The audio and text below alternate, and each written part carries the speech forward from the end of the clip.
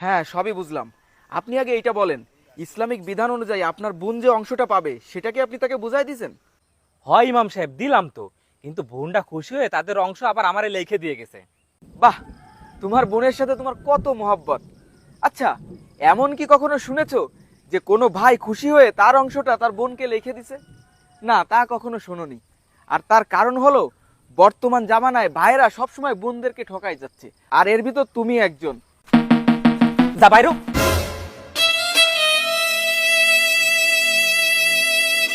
এইবারে তোর কোনো সম্পত্তি নেই, যা সম্পত্তি সব আব্বা মা আমার নামে লিখে দিয়ে গেছে। এবারে কোনো সময় আসবি না, বোন মারাতে আইছে।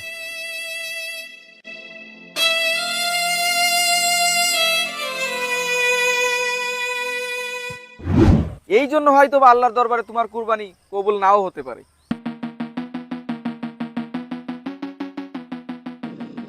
আচ্ছা হুজুর, ওনাটা তো বুঝলাম, কিন্তু আমার কুরবানি কেন কবুল হবে না সেটা তো বলেন। আচ্ছা ভাই, আপনি কি কাজ করেন?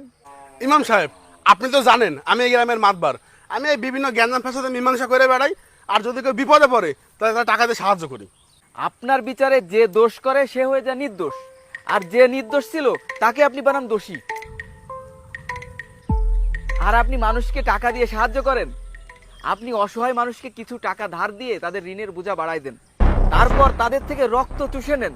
আর এইভাবে করলে তো আপনার কুরবানি কখনোই কবুল হবে না। শোন, তোর আমি শেষবারের মতন বলতেছি, কালকের মধ্যে যদি আমার সুদের টাকা তুই না দিস, তোর এই বাড়ি ঘর জায়গা জমি যা আছে সব আমি লিখে নেবো। বড় ভাই,